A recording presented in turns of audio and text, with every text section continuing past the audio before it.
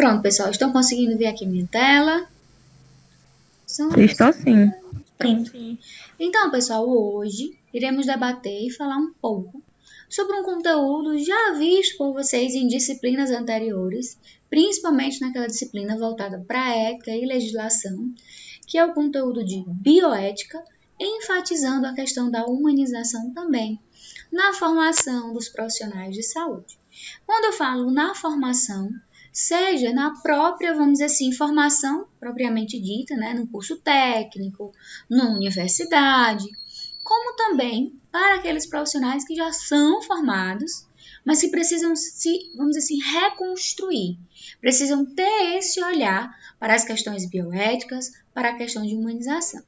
Então, a humanização, ela, vamos dizer assim, é um tema que tem um leque de temas que estão interligados a ela. Como assim?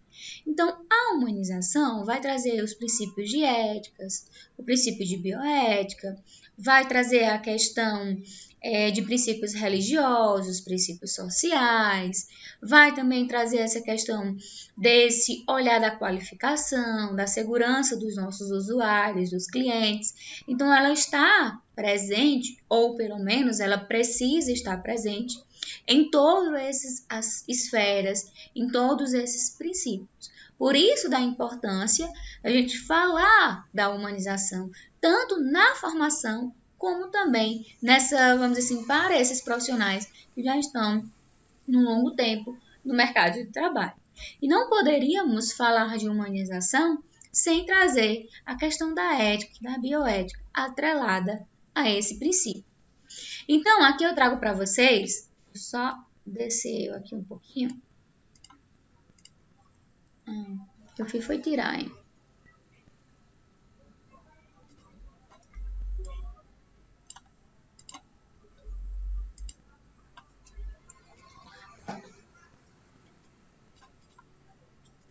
Tá difícil hoje eu ficar aparecendo aqui para vocês. Não vai ficar assim, dá pra gente ler. Então, pessoal, antes da gente iniciar, eu trouxe uma breve reflexão para vocês. Essa reflexão eu digo assim: qual seria a diferença entre ética e humanização no atendimento nas áreas gerais da enfermagem, nas áreas gerais da saúde? Então, quando eu trago essa questão de ética e humanização, acabei de falar para vocês, eles vão estar andando interligados, digamos, de mão dadas. Muitas pessoas entendem como se fosse um sinônimo, mas é uma reflexão muito mais profunda, porque leva justamente a entender a importância de atrelar esses dois princípios, um completando o outro, para que a gente obtenha de fato a qualidade, obtenha de fato a prestação da assistência de forma correta.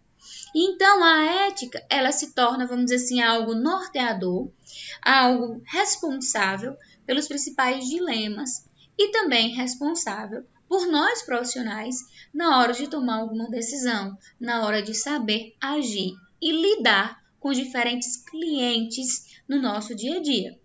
E a humanização na saúde é também justamente essa prática que gera, como a gente já vem debatendo, a questão da empatia, a questão da necessidade dos profissionais, independentemente do dilema na qual ele se encontra, ele ter esse olhar ético, ele ter esse olhar humano na hora de trazer algumas informações, na hora de trazer algum diagnóstico, na hora de trazer um tratamento. Claro, sabemos que a gente não pode esconder nada do paciente, não podemos omitir, não podemos mentir como profissionais. Isso está contido no nosso código de ética. É um dever nosso. Porém, a forma como a gente aborda é o que vai dizer se a gente utilizou esse princípio de humanização, como o paciente ele recebeu determinada informação. Então, aqui eu trago para vocês a questão, um exemplo de um caso clínico. Esse caso clínico foi retirado do livro Bioética Clínica, Reflexões e Discussões de Casos. Aqui é só um resumozinho, mas eu vou ler o caso na íntegra para vocês. Então, o caso clínico ele diz assim: Ele diz assim: após exame de urgência e complementares, como eletrocefalograma e raio-x do crânio, tomografia computadorizada, ressonância nuclear, é indicada cirurgia para retirada de material e confirmação do diagnóstico. Então, chegou um cliente, né, no hospital com queixas, né, dores de cabeça, náusea, vertigem e passou por uma série de exames que isso é de forma rotineira. Tão logo retomou a consciência, o paciente é informado pelo neurocirurgião de que o resultado do exame indicou a presença de um glioblastoma multiforme no cérebro e que já estava numa fase avançada. Assustado, totalmente inexperiente no assunto, claro, é um cliente dotado de conhecimento, mas ele não tem conhecimento da área da saúde. Quando ele vê esse nome glioblastoma multiforme no cérebro avançado, ele já tem o primeiro impacto, bem como a forma como é trazido para ele. E aí ele pede ao médico para traduzir o diagnóstico, de forma que ele possa entender. Sem hesitar e confiante de que estava, claro, garantindo a postura ética de jamais mentir ao atendimento, o neurocirurgião responde: um câncer cerebral maligno que irá matá-lo em pouco tempo. Então ele dá essa resposta friamente para o cliente. Como paliativo, indica quimioterapia capaz de prolongar a vida do paciente por alguns meses. Inconformado, acabou, né, de fazer um financiamento do apartamento, estava prestes a ser pai, a sua mulher estava, assim, nos últimos meses de gestação, pois ele tem todo um contexto familiar. O cliente ele decide nada fazer, pois não iria adiantar se ele tivesse todo esse processo, esses cuidados paliativos. Então ele já entra em um processo depressivo e isso acaba abreviando o seu tempo de vida que o restava. Então, o que é que a gente traz sobre esse caso? Inúmeros casos como esse acontecem diariamente nos corredores dos hospitais, nas instituições clínicas, como a forma de abordar o paciente. Claro, neste caso, o que é que vocês têm a me dizer? Como ele poderia tratar um assunto desse? Se ele agiu errado? Se ele agiu certo? Qual é a opinião de vocês neste caso aqui de forma específica? O que é que vocês acham? Eu acho que ele deveria ter chamado, por exemplo, nesse caso, uma psicóloga, ou um psicólogo, né? E informar de outra forma, não dessa forma agressiva, porque querendo ou não, o paciente tem que saber, né? Sim. Mas saber da forma correta e com um profissional que auxilie ele a não ter esse impacto tão grande. Sim. Vocês concordam? Quem tem mais alguma Faltou coisa? Ele faltou, deixou de ser humanizado, né? Ele Sim. não teve nem um pouco de ética também.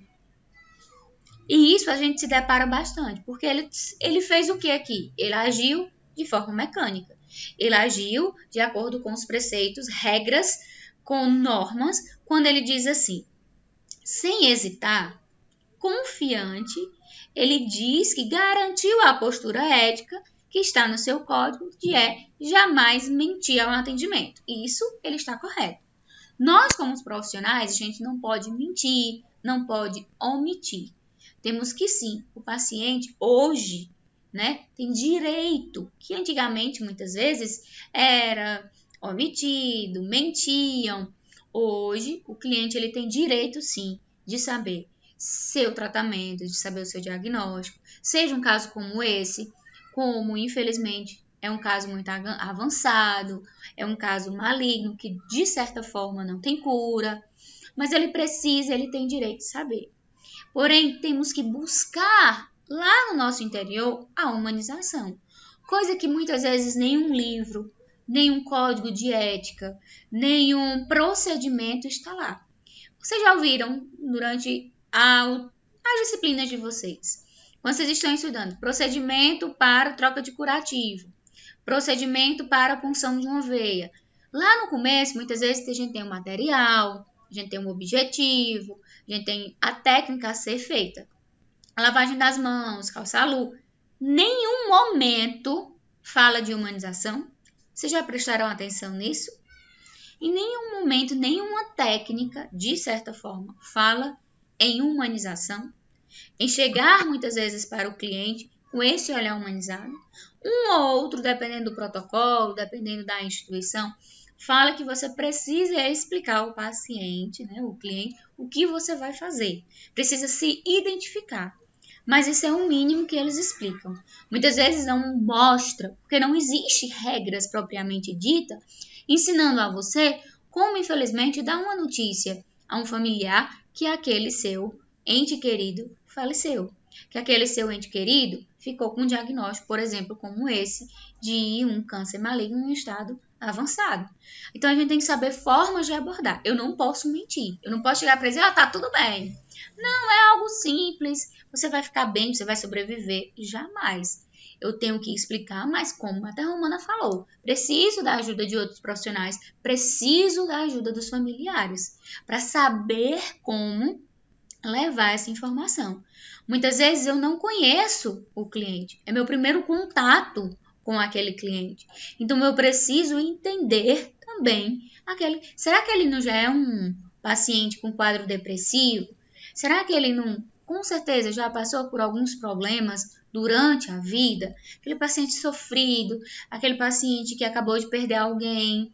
Então a gente tem que também saber o contexto para na hora de abordar. Um caso como esse, claro, ele não ia ter cura, mas ele iria ter, digamos, um sofrimento, pelo menos paliativo, e ele ia ter alguns tempos a mais de vida.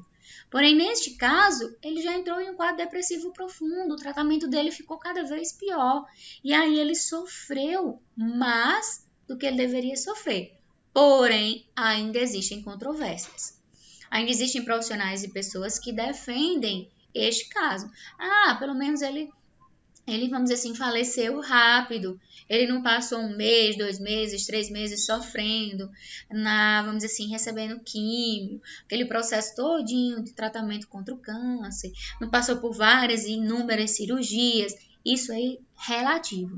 Então, cada um, claro, tem sua opinião. Não cabe não cabe nenhum de vocês julgar a opinião de um e do outro. Porém, cabe a mim estar aqui para vocês, explicar que nós, na hora de informarmos, seja algo bom ou algo ruim, temos que ter esse olhar humanizado, temos que ter essa conduta ética.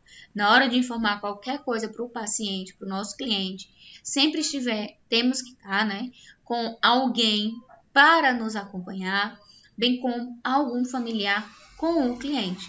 Muitas vezes ele recebe a notícia. Oi.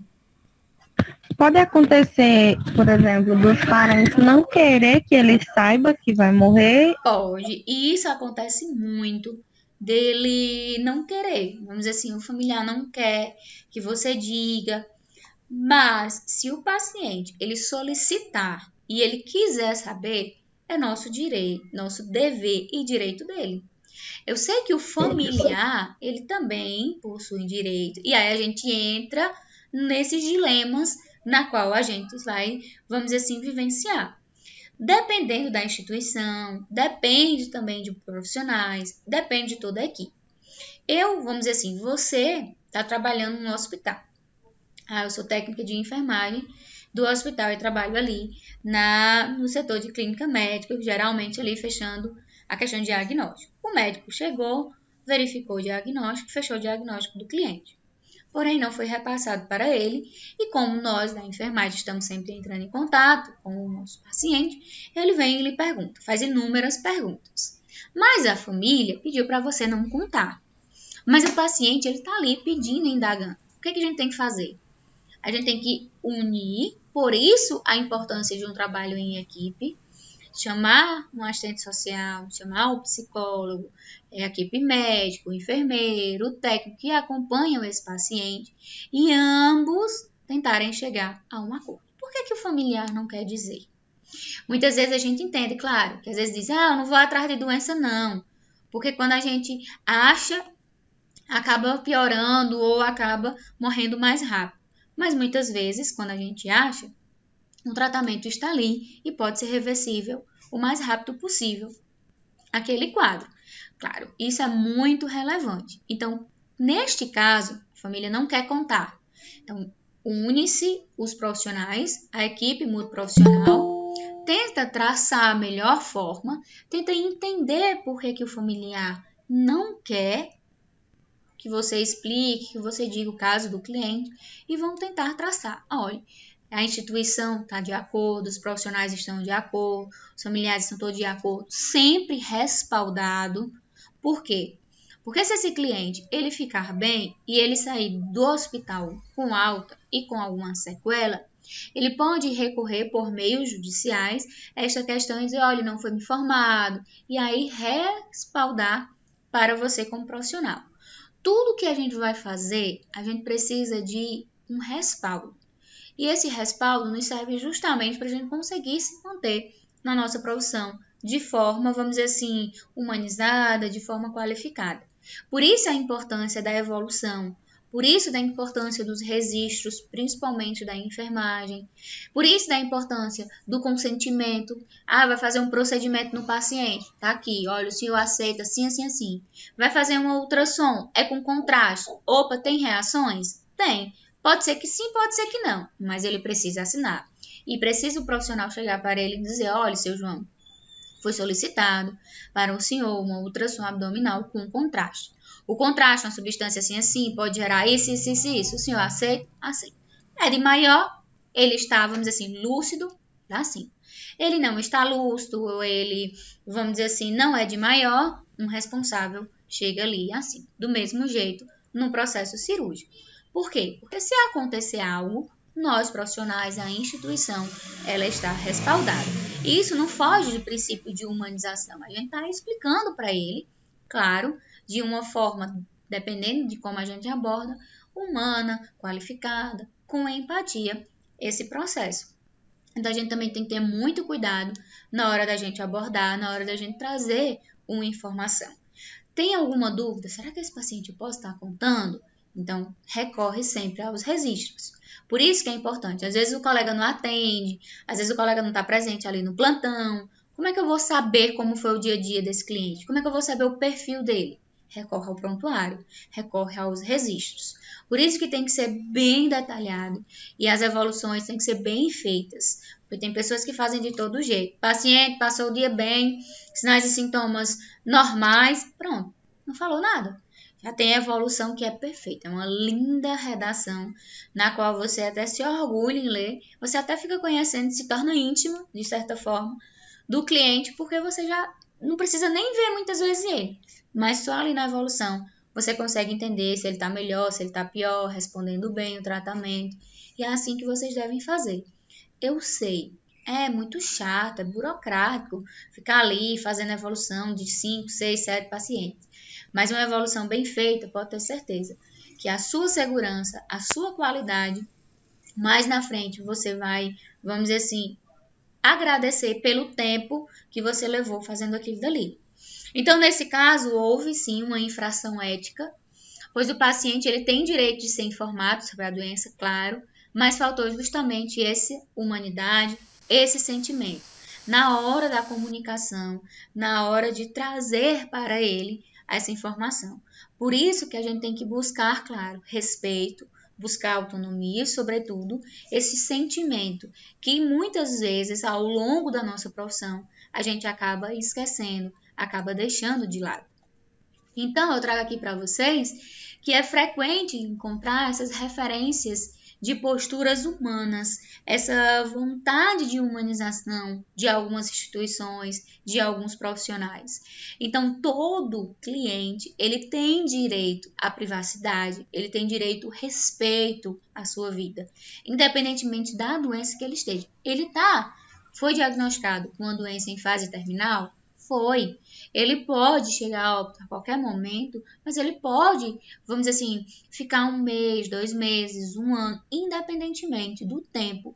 Ele tem o direito de respeito, ele tem direito de privacidade e cabe nós, profissionais, da enfermagem, né, como profissionais de saúde, manter essa ética, manter essa questão da humanização. Então, não é sair de um plantão e sair para uma calçada, por exemplo, né, quando a gente podia e puder, e sair os 4 cantos do mundo contando o que aconteceu no plantão, contando o que viu. Eita, tu sabe que a prima de fulaninha tá lá. Não.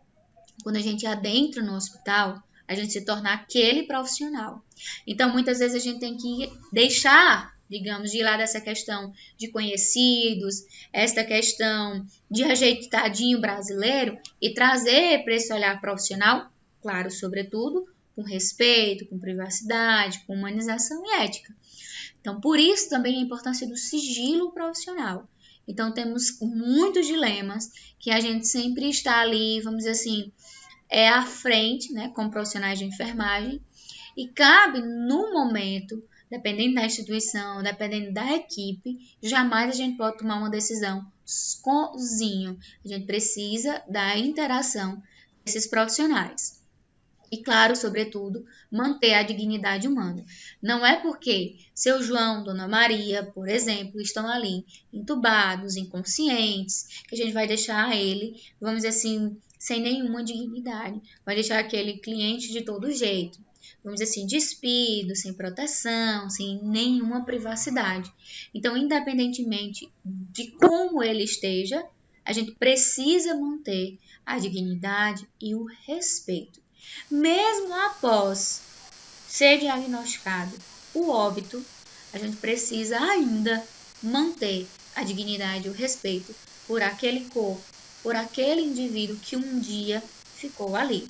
Por isso, que eu não sei se vocês já devem ter até pago essa disciplina, ou também vão ver, até em clínica médica, essa questão, né, dos cuidados pós-morte. O que é que a gente, como é que a gente reage, quais são, vamos dizer, a assistência prestada nesse período.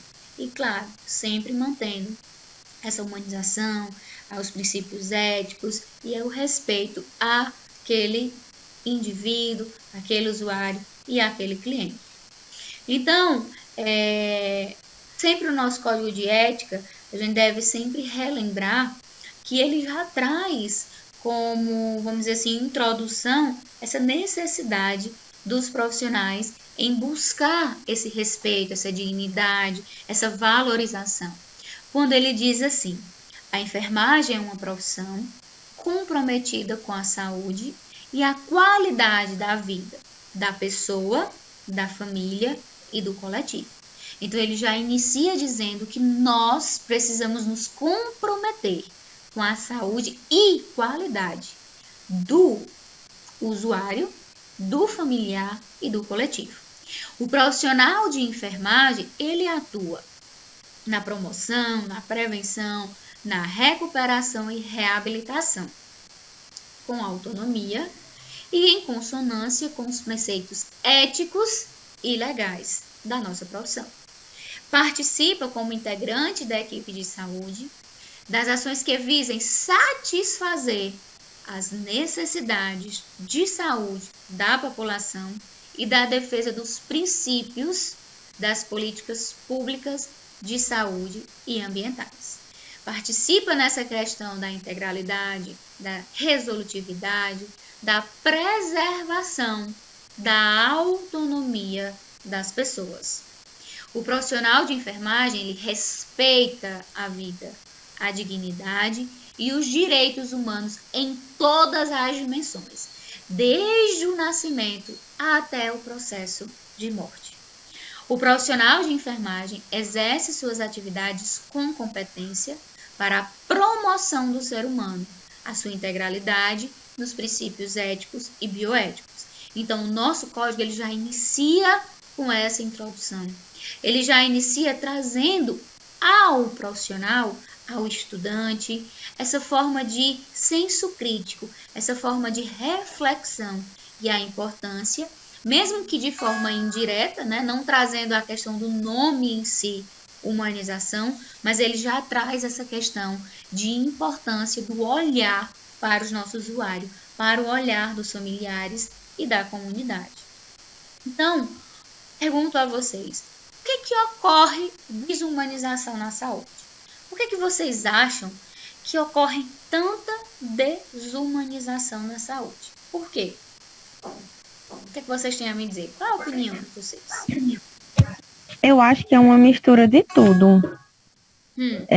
Por exemplo, junta com a carga horária cansativa, que às vezes eles não têm tempo de parar e ter realmente aquele atendimento que é necessário.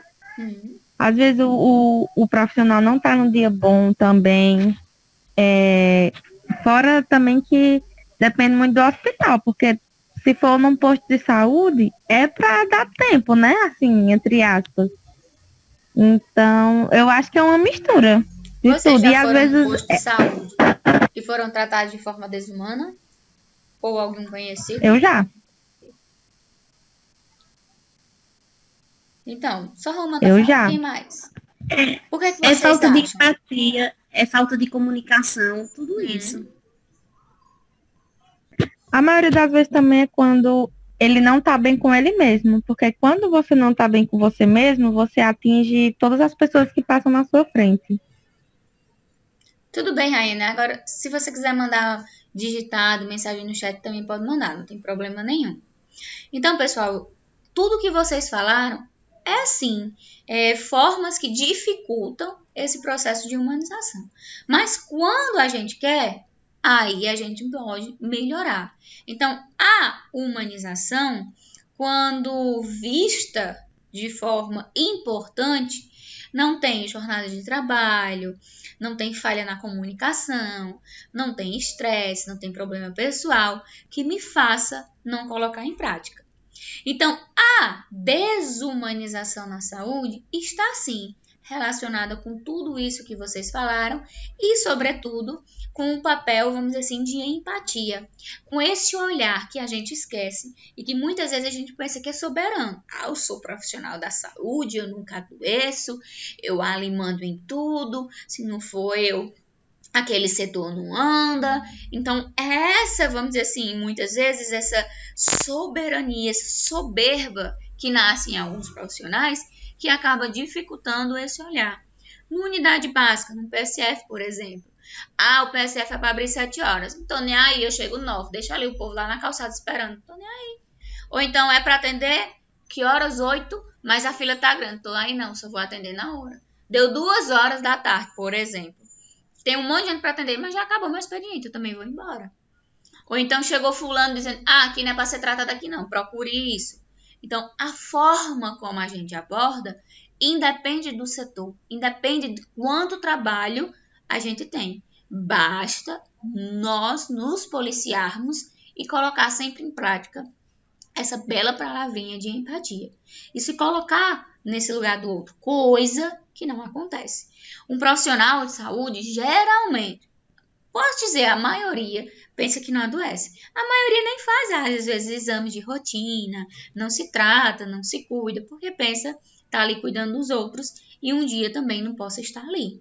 Então, a gente tem que ter muito cuidado com essa questão da soberania, com essa questão da soberba, com essa falta de empatia, eu sei que não é fácil, vocês vão ver no dia a dia de vocês, é muita burocracia, é muita assistência, é muita regra, é muito protocolo, é todo um problema pessoal que a gente acarreta de casa, no nosso interior, no ambiente de trabalho. Infelizmente tem pessoas que não sabem trabalhar em equipe, não sabem trabalhar em conjunto, e muitas vezes por causa de que não sabe remar a favor da maré, acaba dificultando todo o processo. E não é fácil. Não é fácil na saúde, não é fácil na educação, não é fácil no comércio. Mas na educação, no comércio, eu sempre digo, entre aspas, podemos errar. A gente consegue muitas vezes retornar, mas na saúde não. Na saúde não tem vez para erro. Não tem vez do eu acho, eu posso. Amanhã eu faço melhor. Não tem. Aquela vez, aquele olhar, aquele momento jamais vai voltar. Pode até você entrar em contato com o cliente novamente, mas vai ser em uma situação totalmente diferente. Seja melhor, seja pior.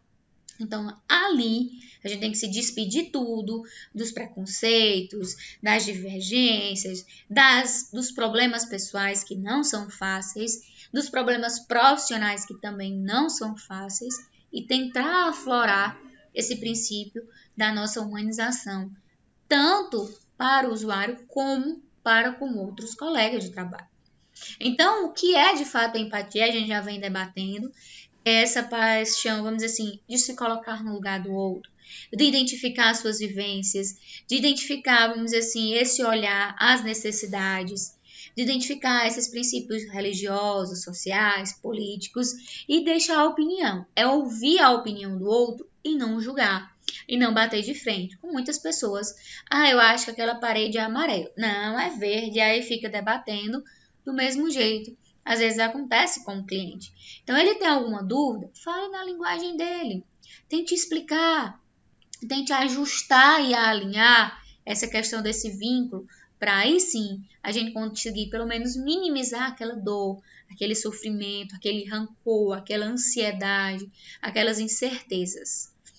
E aí pode ocorrer, né, claro, em todos os relacionamentos humanos, né, o relacionamento familiar, nas amizades, no ambiente de trabalho, com pessoas desconhecidas, e valoriza sempre, como a colega vocês falaram, a questão da comunicação, a questão do relacionamento pessoal e do relacionamento com outras pessoas.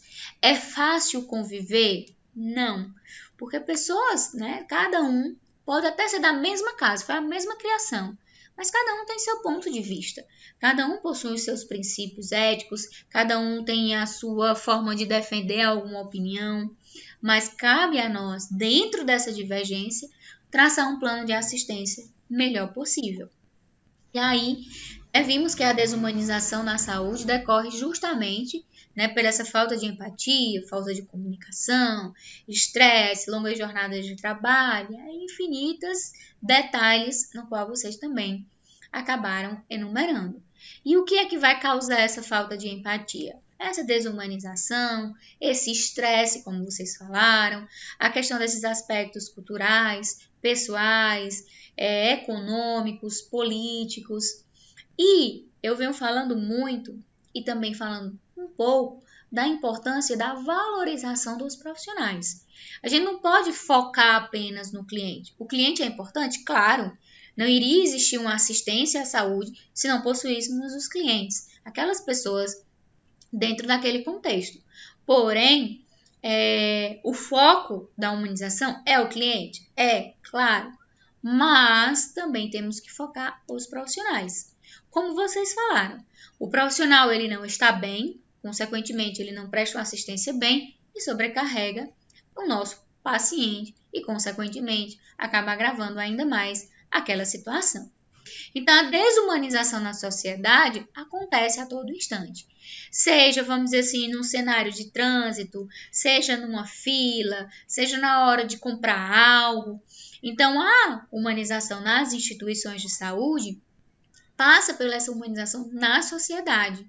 Então, a sociedade é um fenômeno na qual a gente passa por vários problemas, né? Violências urbanas, questão de diferenças sociais, desemprego, problemas ambientais que acabam interferindo e nos lapidando para se tornar esses seres, vamos dizer assim, tão rígidos, tão brutos, tão falta de amor, de compaixão para com os outros.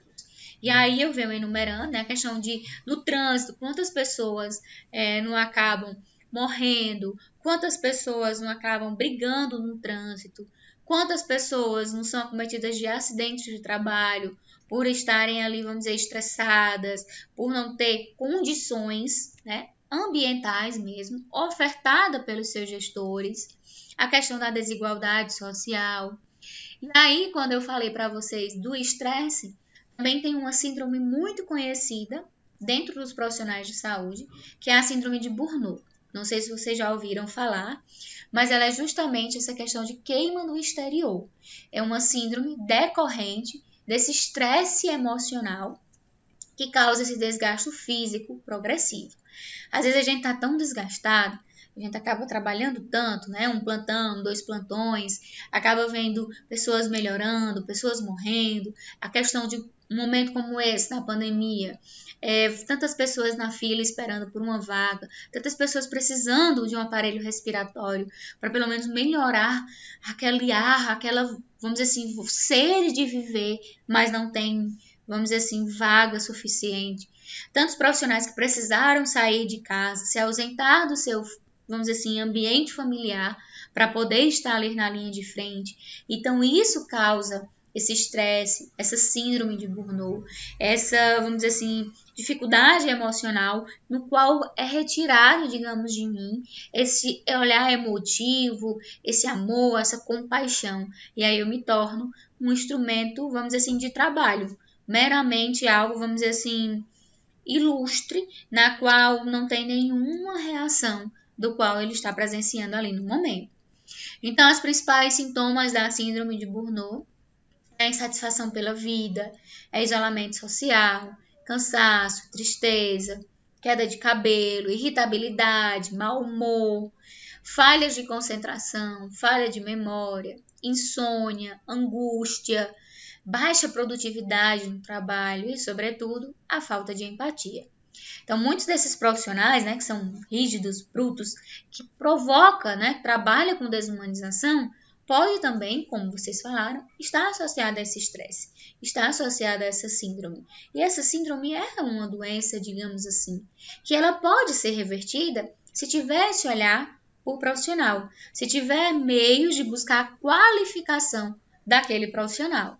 Então, tendo esse olhar com campanhas, acompanhamentos psicológicos, com conscientização das jornadas de trabalho, um ambiente favorável, oferecendo formas de proteção, por exemplo, como os EPIs, ambientes de descanso. Então, tudo isso também é importante e causa vamos dizer assim, um afeto ao profissional e ele vai acabar retribuindo o que ele receber.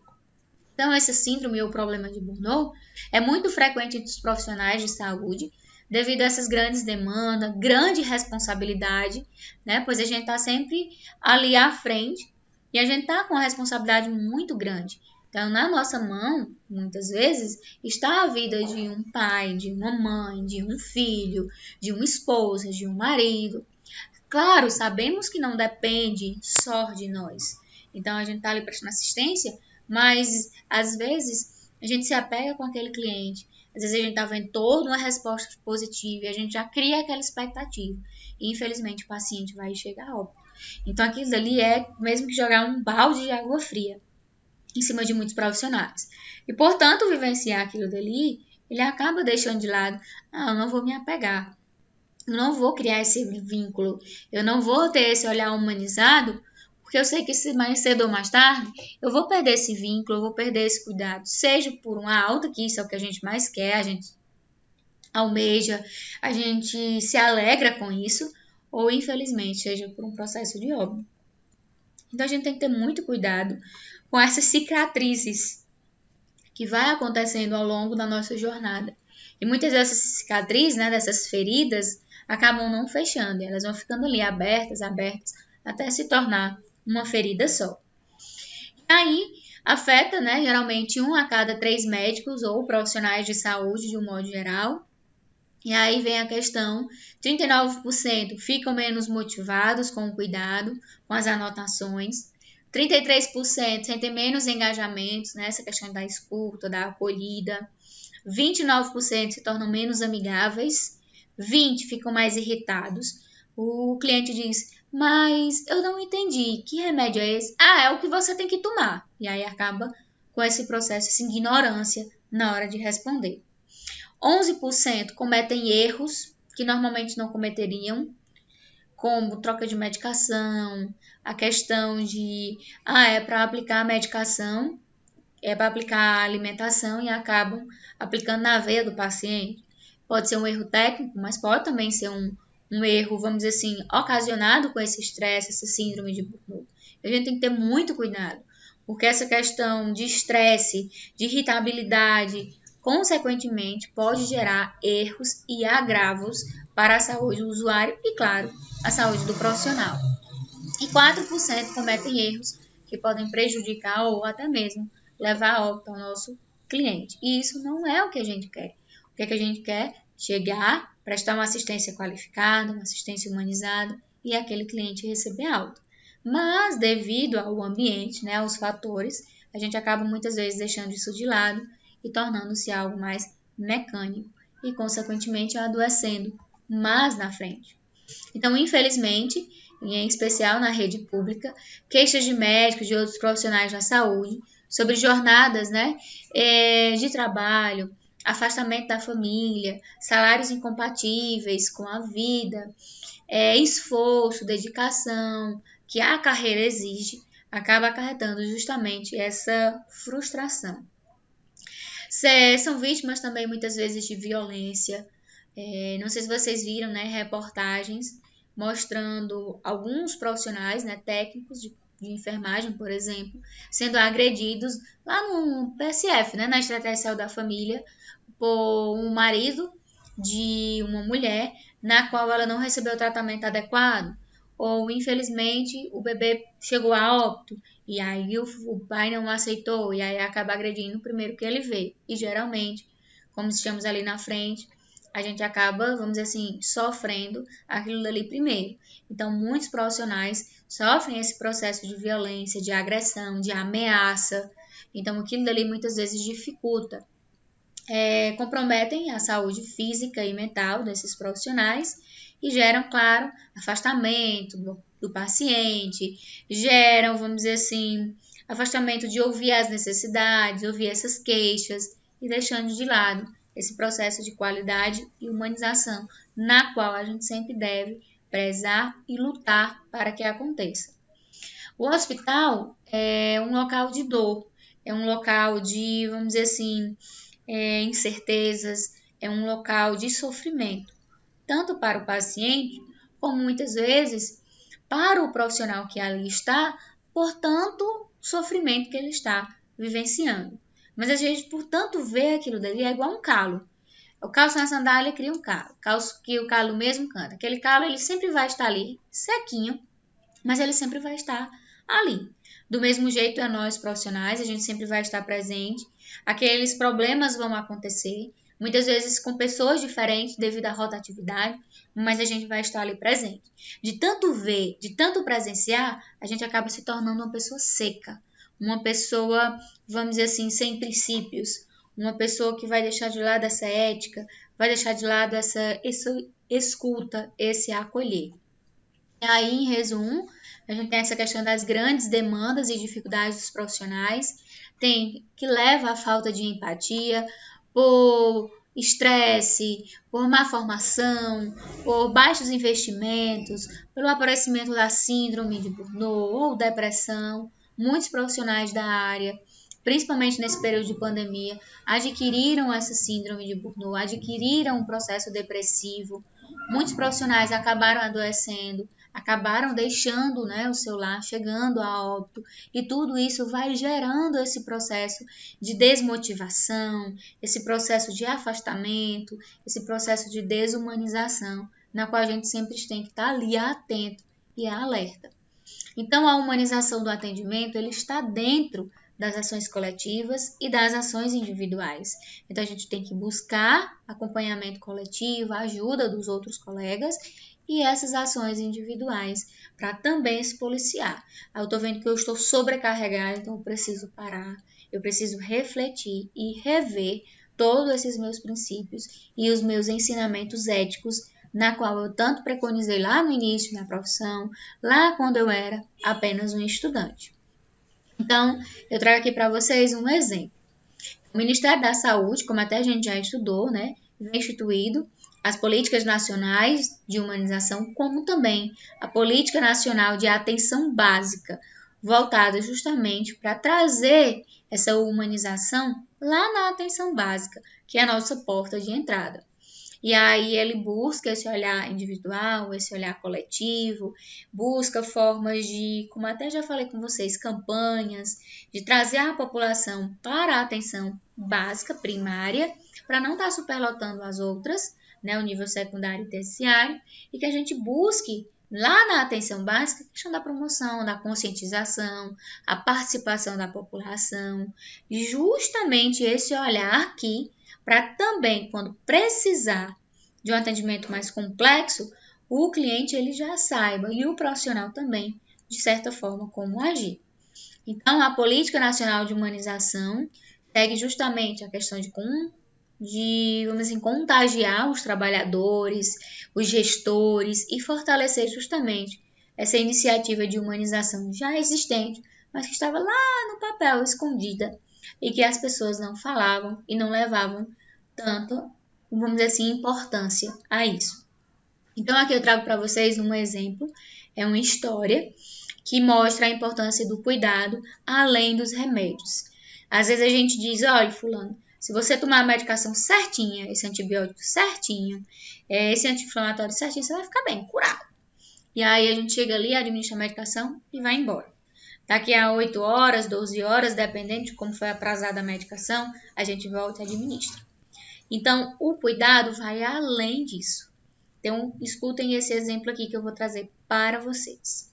O senhor Anésio, ele tinha 74 anos, era muito conhecido pela equipe de saúde da família. Sempre comparecia à unidade com suas queixas, provocando uma sensação de impotência na equipe. Estava medicado com as drogas usualmente prescritas. Sua pressão arterial estava controlada, mas o quadro depressivo vinha se mantendo inalterado. A equipe não sabia mais o que fazer. Um dia, a equipe resolveu pôr o caso na roda, ou seja, discutir entre uma equipe multiprofissional. Chamou uma psicóloga para apoiar a discussão. O grupo percebeu que o senhor Anésio demandava atenção frequente e que os medicamentos não estavam dando conta das suas necessidades. Muitas vezes a gente pensa que as medicações não dão conta. Um agente comunitário de saúde lembrou que o senhor Anésio se sentia muito só. Alguém sugeriu uma visita à casa dele, na expectativa de que este encontro pudesse dar novas pistas ao seu surgimento. Na visita domiciliar, o grupo visitante percebeu que o seu Anésio sentia mesmo muita solidão. Descobriu também que ele havia sido marceneiro durante muitos anos e que ainda tinha muita habilidade com a madeira. Quando contava suas histórias, quando mostrava suas obras, seus olhos brilhavam muito. Havia muita vida latente ali dentro. As pessoas que participaram... É só aqui que está cortando muito o áudio? Está cortando de vocês? Dos outros? No meu não tá, não. Pronto. As pessoas que participaram da visita voltaram com outra visão sobre o cidadão Anésio. Chamaram os outros da equipe, a psicóloga da saúde mental, e compartilharam o que sentiram. Na conversa, uma possibilidade apareceu. Estamos num bairro onde há tantos adolescentes vagando por aí sem ocupação. Será que o senhor Anésio toparia ensinar o que sabe a alguns meninos? Será que alguns meninos topariam aprender marcenaria? O senhor Anésio topou. Alguns meninos também toparam. A ideia se concretizou. A varandinha da casa de seu Anésio foi transformada numa escola de marcenaria, cheia de barulho e vida. E o seu Anésio foi melhorando. As queixas diminuíram. As visitas à unidade básica de saúde já não se repetiam tanto quanto antes. A equipe concluiu, com o seu Anésio, que ele precisava muito de convivência com outras pessoas. Sentia-se útil, produtivo, incluído na comunidade, contribuindo com ela de alguma maneira. Ele tinha conseguido ressignificar a sua vida naquele momento. Gradativamente, a oficina cresceu. Os agentes comunitários de saúde ajudaram a arranjar ferramentas, sucatas de madeira. Um usuário doou o maquinário de uma oficina de carpintaria. Em outra reunião de equipe, o caso foi compartilhado e as pessoas perceberam que deveriam existir muitos anésios na comunidade. Então, devem sim existir muitos anésios no mundo, em diferentes municípios. Pessoas solidárias, algumas usando os antidepressivos, frequentando bastante a unidade de saúde, com uma vida latente e talvez saberes que também pudessem ser compartilhados com outras pessoas. A partir daí, iniciaram um mapeamento de potencialidades naquele que parecia ser um território tão problemático e descobriram muitas pessoas que tinham, vamos dizer assim, saberes e conseguiram introduzir novamente na sociedade. Então, nesse caso, o que vocês conseguem refletir sobre esse exemplo aqui que eu trouxe para vocês? O que vocês acharam? Que assim, não tem que ter um olhar só na patologia. Tem que buscar o que está acontecendo, como fizeram aí, né? Para ter um resultado mais eficaz. Exatamente, é a questão, pegando embalo de graça, né, também, concordo com o que ela falou, e tipo, esquecer da patologia, né, realmente, e procurar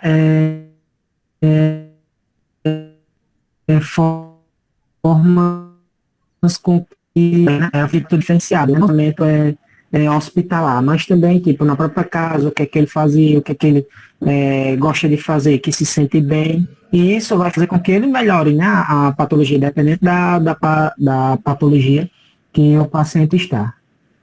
Sim, por isso que é tão importante a atenção primária, né, a atenção básica, essa porta de entrada que muitas vezes é falha nesse processo. Às vezes a gente aguarda como profissional, né, lá do PSF, caso vocês forem trabalhar nesse setor, a gente fica aguardando a presença dos clientes chegarem até lá. Tem dia que o posto está mais movimentado, tem dia que o posto está mais vago, e a gente não consegue, vamos dizer assim, sair dessa zona de conforto muitas vezes. No caso como esse, ele estava tomando a medicação, estava com os sinais vitais normais, mas o quadro depressivo, essa tristeza, essa angústia, acabava agravando a sua situação. É o que muito acontece, e aí acho que 99% da população é assim. Pode não se sentir algo, vamos dizer assim, solitário, como no caso do Sionésio, mas ele não se sente ouvido. Às vezes a gente, só uma conversa, às vezes a gente precisa só sair, só desabafar. E não tem ninguém em casa para isso. Seja porque está sozinho, ou muitas vezes a gente tem familiar em casa, mas a gente não se sente essa liberdade para conversar e debater sobre algo. E aí a gente acaba indo ali pro postinho, a gente acaba procurando algum profissional, mas até a gente conseguir de fato se abrir, exige um tempo. E aí acabam tendo, vamos dizer assim, passa um tratamento tão forte para vamos dizer assim, algo que poderia ter sido simples só resolver. Hoje, a maioria dos adolescentes já começaram a introdução de antidepressivos. Acho que 50% da população brasileira adolescente já está fazendo uso de antidepressivos, medicamentos fortíssimos.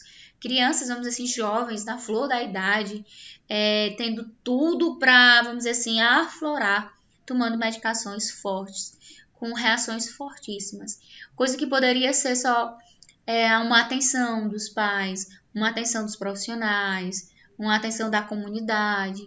Então, em um caso como esse, foi importantíssimo. Alguém teve esse olhar humanizado, né, aflorou esse olhar, e eles verificaram que, nossa, tá tudo bem com ele. E por que ele vem todo dia aqui pro posto? Porque que, para ele não está bem. Do mesmo jeito como acontece um cliente. Foi diagnosticado com câncer, fez todo o tratamento, está curado. Mas na cabeça dele ele não está. E aí vem esses quadros depressivos, essas ansiedades, esses medos. E não cabe nós julgarmos. A gente tem que ouvi-los. Do mesmo jeito é o profissional. Tem profissional que, de tanto que já vivenciou, tanta tristeza, tanta dificuldade, ele trava. Tem profissional que acaba deixando de exercer a profissão muito cedo, muito jovem.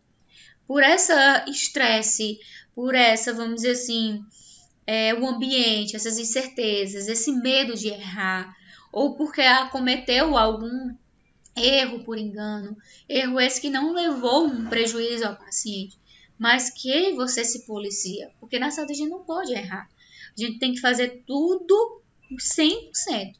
Claro, somos humanos, a gente tá ali também, infelizmente, suscetível a erro, mas por isso que a gente tem que sempre estar se policiando, seguindo essas regras e que o ambiente nos favoreça. Então, por isso a importância desses gestores. Isadora, eu tenho uma dúvida em relação a isso. Pode falar. Isadora? Oi? Tipo assim, eu sei que a gente tem que tomar o máximo cuidado para não errar. Mas quais são os erros que são relevantes? Como assim? Todo erro ele é relevante, todo erro é importante. Vocês estudaram lá no Código de Ética de vocês a questão das infrações, quais são os tipos de erros que levam apenas infração, punição, que tem erros que levam a questão de impedir de você exercer a profissão. Qualquer tipo erro isso, quais são os que não impedem? Qualquer erro é importante, depende do contexto, depende do que aconteceu, depende da reação do paciente. Vamos dizer, você aplicou uma medicação errada, é um erro. Mas o que causou ao paciente? Foi apenas uma reação alérgica, por exemplo? Eu consegui reverter? Então, meu erro foi não ter perguntado ao paciente se ele tinha alergia a Buscopan. E ao administrar o Buscopan, ele teve uma reação. Mas essa reação a gente conseguiu reverter. Dependendo da instituição, aqui dali você vai ser, vamos dizer assim, apenas notificada. Apenas, vamos dizer assim, ficar registrado. O paciente piorou, teve que ser entubado pela sua medicação que você aplicou. Ele, vamos dizer assim, teve uma parada cardiorrespiratória. Aí é outra vertente. Então, você precisou aplicar, vamos dizer, ele está com um acesso venoso central e ele está com uma sonda para alimentação. Você chegou na pressa, no estresse e tudo, que é o que muito acontece, aplicou a comida, né, o alimento, na sonda do acesso, não na sonda da alimentação. Aquilo ali, o paciente chegou a óbito de imediato. Então, isso é um erro inadmissível. Então, ali, claro, dependendo da instrução, mas geralmente acontece, você perde o direito de exercer a profissão. Então, claro que a gente tem que sempre estar se policiando com essas questões. A gente tem que sempre ter cuidado. Vou administrar a medicação no paciente. Administrei. Sabemos que não podemos reencapar a agulha. Não, fui inventar de reencapar, me furei. Foi um erro. Não foi um erro com o paciente, foi comigo. E aí, adquiri uma doença. Peguei HIV, peguei hepatite.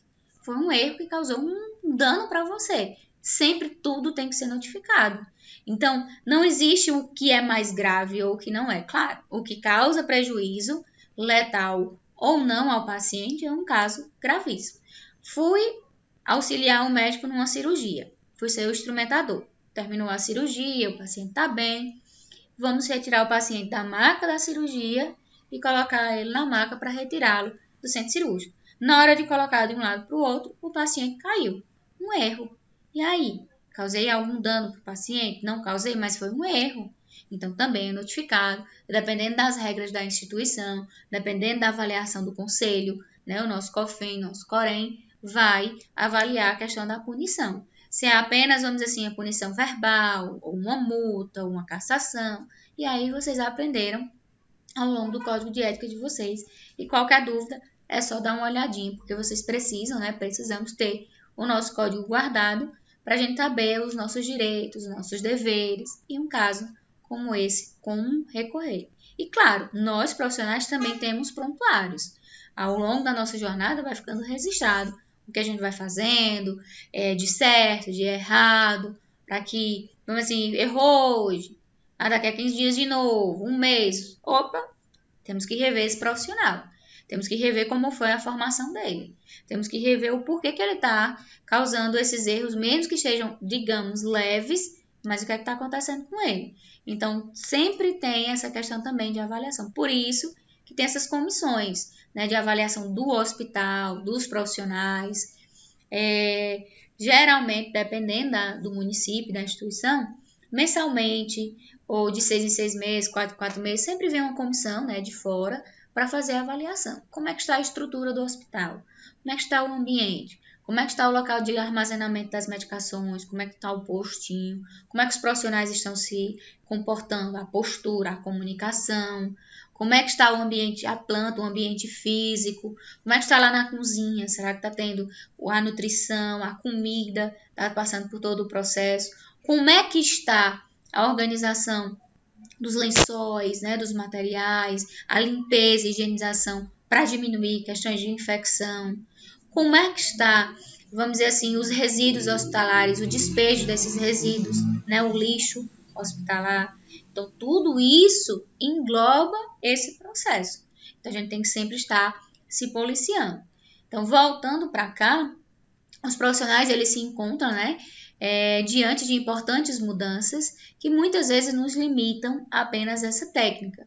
Mas a gente não pode se deixar ficar ali naquela zona de conforto e tem que ir além na hora de tomar uma decisão, na hora de estar ali à frente, na hora de ajudar e na hora de fazer com que a voz daquele cliente ela seja ouvida. Então, os dilemas éticos enfrentados pela sociedade, pelos profissionais de saúde, vem crescendo a todo instante, né? Com o sofrimento, com o mundo no qual a gente está vivenciando. E aí existem várias reflexões que a gente tem que sempre se policiar e buscar respostas. Muitas vezes a minha resposta não é a de vocês, mas a gente precisa se policiar e avaliar o que é a verdadeira, vamos dizer assim, a verdade na ciência e no tratamento. É apenas a medicação? É apenas esse olhar, essa conversa, ouvir as necessidades? A vida humana deve ser preservada independentemente da qualidade? Um paciente já está, vamos dizer assim, entubado, já está, vamos dizer assim, vivendo por conta dos aparelhos. Até que ponto a gente pode deixar aquele, vamos dizer assim, aparelhos ligados ou não? Em que momento eu posso chegar e desligar? Então, independentemente da qualidade, está num câncer avançado, está fazendo quimioterapia, está sofrendo muito. Até que ponto a gente pode também, vamos dizer assim, auxiliar nesse processo? Jamais a gente pode abreviar, claro. Temos o direito de escolher o modo de morrer? Pode o desejo de morrer ser excluído do projeto? É lícito adiar ou prolongar, né, o sofrimento do cliente? Isso vale como resposta para você como, né, usuário, cliente, que você é ou que um dia você venha a ser, e também como profissional. E aí outros também fatos de reflexões, quando vocês adentrarem, né, lerem esse slide, vocês dão uma lidinha e busquem refletirem sobre. E aí, vem essas 3 palavrinhas que vocês... 4. Vocês já devem ter estudado também na disciplina de ética e legislação. A questão da imperícia, a questão da imprudência, negligência e culpa. Então, a questão da imperícia é essa falta de habilidade para praticar o certo, que exige conhecimento. Imprudência é quando a gente tem uma precipitação, a gente age, vamos dizer assim, sem atenção.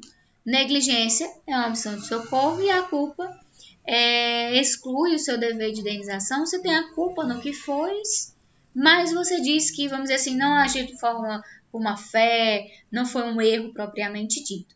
Então, essas 4 palavrinhas, digamos assim, a gente tem que sempre ter em mente, né, a definição delas e se policiar para não praticar nenhuma delas. A questão de redes sociais, a gente tem que ter muito cuidado com isso. Hoje em dia, né, com essa era digital, essa era tecnológica, as pessoas, principalmente, né, quando estão no estágio ou recém-formadas, sempre querem estar ali mostrando, né, que estão de jaleco, estão no centro cirúrgico, numa UTI, estão numa urgência e emergência, de um hospital de grande porte. Mas a gente tem que ter cuidado e respeitar a dignidade e a privacidade humana. Então, tem que ter muito cuidado com essa questão das redes sociais, do que posta, do que anda falando, do filmar. Hoje é tudo filmar, hoje é tudo mostrar o dia a dia. Tomei café, jantei isso e aquilo. Não julgo quem faz. Mas a partir do momento que a gente adentra na saúde, a gente tem que ser o profissional que está ali no momento. Mas eu participei de um parto e eu queria tirar foto. Lógico, com consentimento da mãe, com consentimento do pai, por exemplo. A gente pode estar tirando foto do recém-nascido? Pode, mas tudo com consentimento. Mas um exemplo com essas 2 imagens. Aqui está uma cirurgia, os estagiários estão assistindo, digamos assim, ou até mesmo os profissionais, e tirando uma foto do momento de ansiedade, de sofrimento, de dor, de incerteza para aquela pessoa. Então, aqui jamais está acontecendo humanização, respeito à vida, à dignidade, à privacidade desse paciente. Por mais que não esteja nem mostrando o rosto dele. Mas aqui não. Aqui está utilizando critérios de se promover, digamos assim, nesse processo. A questão da violação de segredo, omissão de notificação, falsidade de atestado, falsidade também do direito de exercer. Então, existem muitas pessoas que falsificam diplomas, tanto na área da medicina quanto nos profissionais de enfermagem, e acabam exercendo a profissão sem nenhum mínimo conhecimento ou estarem registrados, né, na questão de exercer de fato a profissão. A omissão de socorro, a questão de, por exemplo, transfundir pessoas testemunhas de Jeová, a questão também de levar a risco à vida do paciente. Então, a gente tem que ter muito cuidado com essas questões. A questão de uma anamnese, de arquivo do prontuário, exercer ilegal a profissão, não utilizar o consentimento informado do cliente, seja numa cirurgia, seja numa medicação, dependendo do tipo, de um procedimento.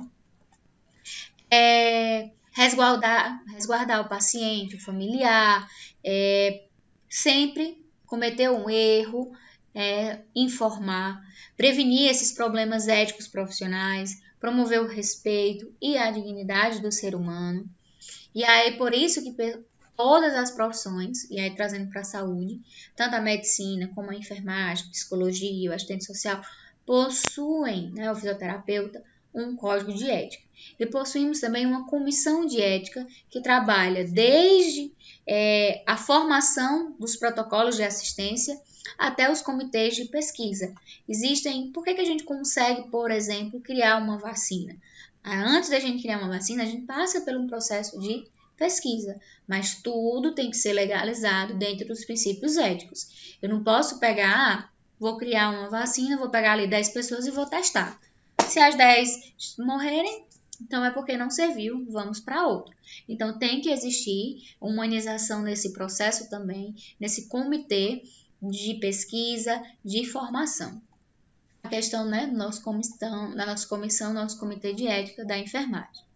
Então, pessoal, a enfermagem ela é conhecida como uma profissão cuja arte é o cuidar, e no exercício desse cuidar, o profissional mantém contato íntimo e frequente com o paciente e, consequentemente, com seus familiares, ficando dessa forma mais vulnerável a conflitos éticos que se processam nos microespaços de poder, indo da simples decisão do horário do banho até a prestação de informações essenciais. A bioética ela é algo universal, é uma reflexão e discussão desses pensamentos e leva em conta as crenças, as vivências, o conforto, os dilemas pessoais e espirituais de cada um.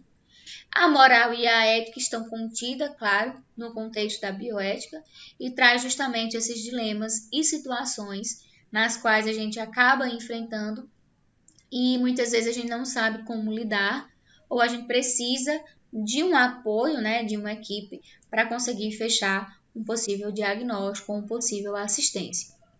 Então, o objetivo primordial da ética é justamente a habilidade de bom senso, de reconhecer os pontos positivos e negativos e tentar, muitas vezes, colocar em prática algo que você, vamos dizer assim, não queria, mas por conta da equipe, por conta do ambiente, que seja, vamos dizer assim, algo positivo para o paciente, você acaba fazendo.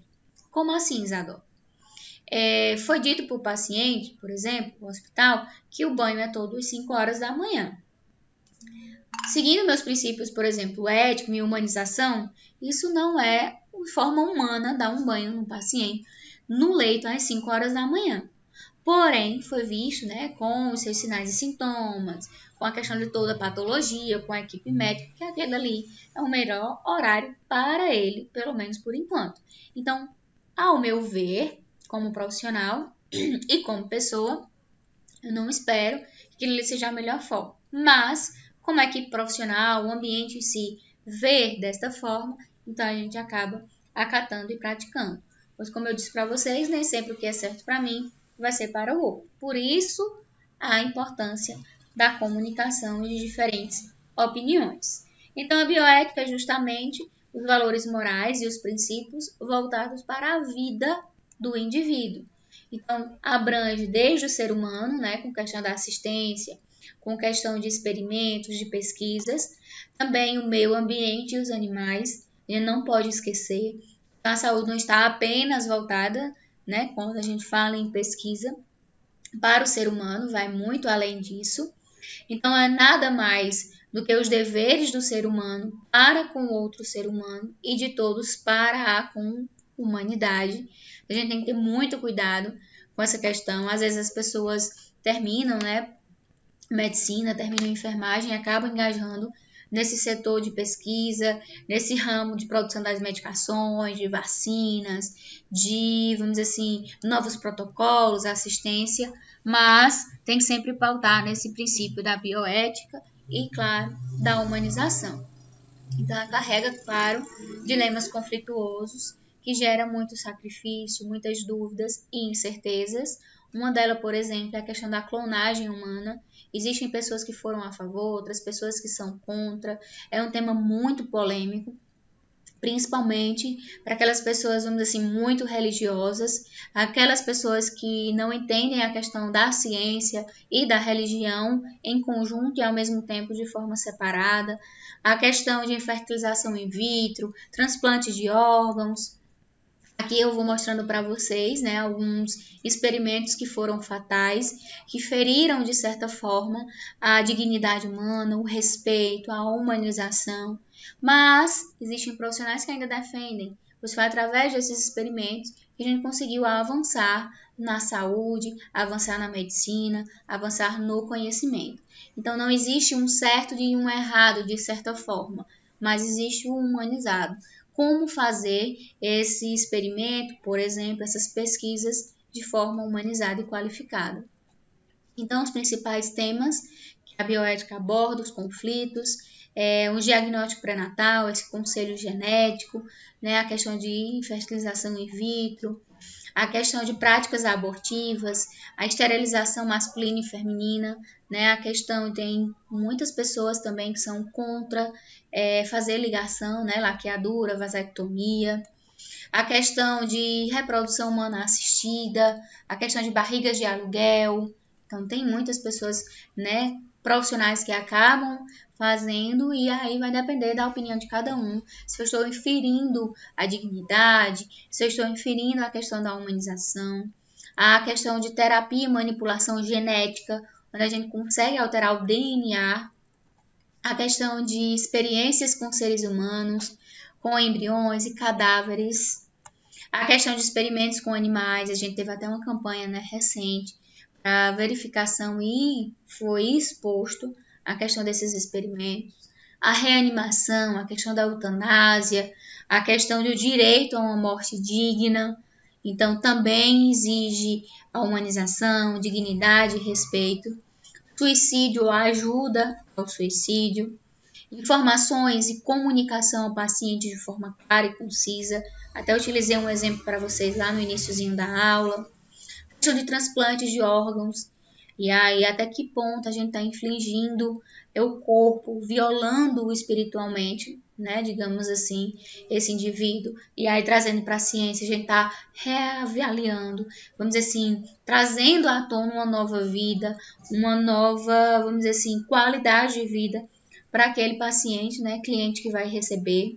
A questão de biogenética animal e vegetal, né? As modificações. E aí vem as células tronco, vem a criação, vamos dizer assim, de partes do corpo. Esses são alguns dos dilemas que a gente encontra, que a gente se depara, que a gente, vamos dizer assim, exige uma opinião como profissional e como pessoa. Não posso infringir meus princípios éticos só porque eu sou um profissional de saúde, como também eu não posso exercer e deixar a questão da humanização. A questão de experimentos, por exemplo, e pesquisas são importantíssimos para a saúde. Se não existisse, a saúde não teria avançado. Não tinha como a gente, vamos dizer assim, saber se uma medicação, se uma vacina tem efeito. Mas para isso, eu preciso seguir esses princípios éticos e humanos, tanto em animais, como com o meio ambiente, como também com os seres humanos. Vocês viram, né? Eu não sei se viram também essa questão da reportagem, numa cidade onde tinha uma fábrica, né, que produzia medicação, e ela acabou poluindo o rio que tinha ali e levou danos para a saúde da população em que ali estava. Então, a gente tem que saber a questão das pesquisas, como também esse princípio de humanização e valorização do ambiente e da vida humana. E aí eu trago, para a gente finalizar a aula de hoje, algumas sugestões de filmes. Eu sempre gosto de trazer também, né, dependendo do conteúdo, para que fique mais ainda, vamos assim, fixado esses temas e vocês possam vivenciar nesse contexto e se posicionar como profissional, como pessoa humana e um usuário e futuros profissionais. Um exemplo, não sei se vocês já assistiram, é o Planeta dos Macacos, A Origem. Aqui é questão de experimentos, de maltratos, digamos, com pesquisas laboratoriais. Esse filme ele é perfeito. Não sei se vocês assistiram, mas se não assistiram, né, tiver um tempinho, assistam. O nome do filme é Mar Adentro. É perfeito ele. O outro é a questão de Splits, a nova geração. E aí vem a questão, né, da alteração do DNA, alteração genética, que é um dilema que foge muitas vezes à humanidade. Às vezes a gente está ali, por exemplo, dentro de um laboratório e acaba vindo várias ideias, e aí a gente acaba, até que ponto isso é humano ou não?